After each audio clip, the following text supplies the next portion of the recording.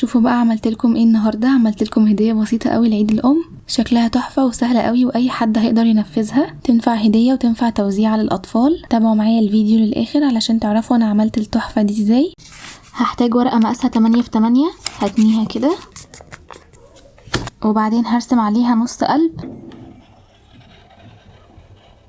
زي كده بالظبط، وبعدين هقصه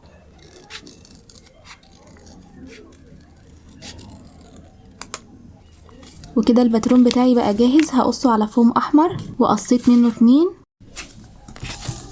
وبعدين هلزقهم في بعض سواء باللزق ده او حتى بالشمع.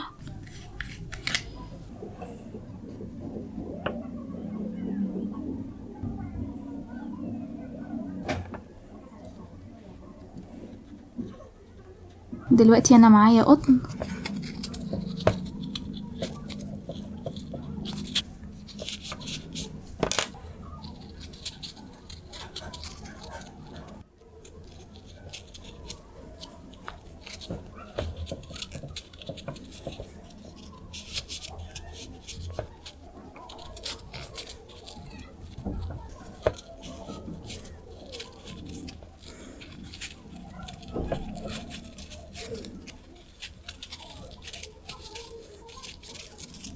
بعدين هستخدم عصاية شيش طاووق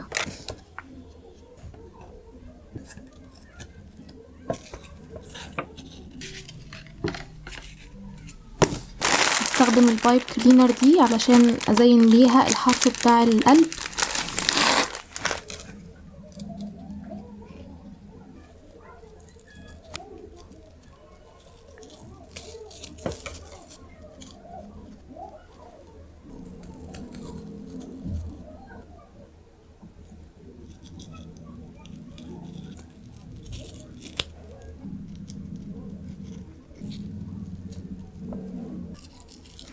قصيت الحروف دي على الفوم. هسيب لكم ريل كده علشان تعرفوا ازاي بنقل الحروف من على الورقة على الفوم.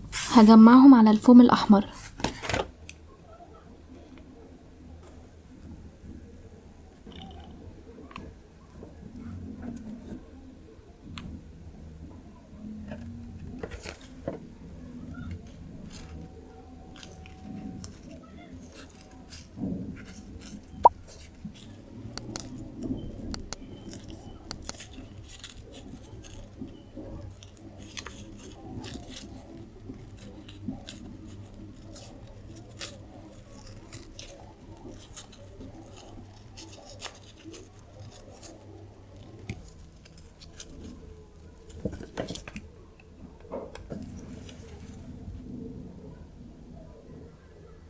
هستخدم شريط كمان من البايب كلينر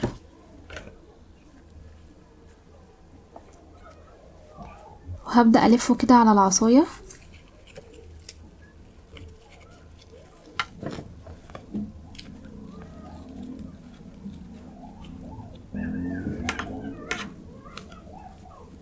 ممكن نكتفي بالشكل ده كده، شكلها تحفة، او تعملوا زي كده. انا هستخدم المانيكير وهعمل نقط بيضة كده في القلب.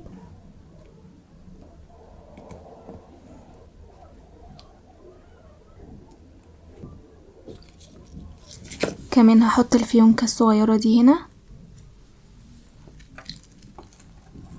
وبس كده. وكل دي اضافات ممكن تستغنوا عن اي خطوة فيهم. الجزء ده كده خلص، ودي بس لوحدها كده ممكن تبقى توزيعات للاطفال في عيد الام. يلا نجهز باقي الفكرة. هنجيب رول مناديل وهاخد علامة كده عند 8 سنتي. نقص بقى الجزء ده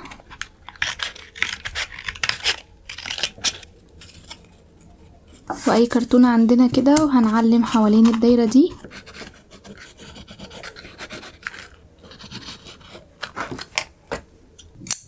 هحط عليها بقى شمع وبعدين هلزق عليها الرول بتاع المناديل.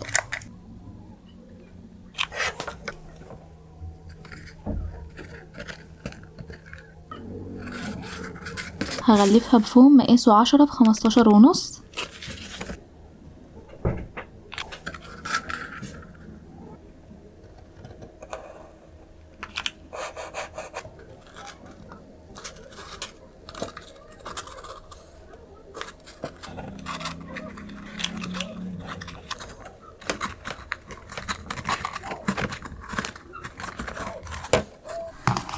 ممكن بقى نزينها باي حاجة بسيطة زي كده. ده شريط لولي.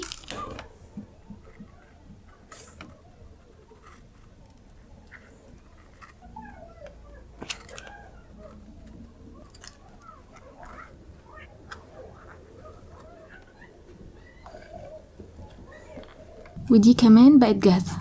هثبت بقى الجزء ده في الرول.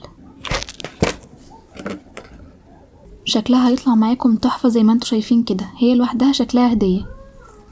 نحط فيها بقى اي حاجة بسيطة كده.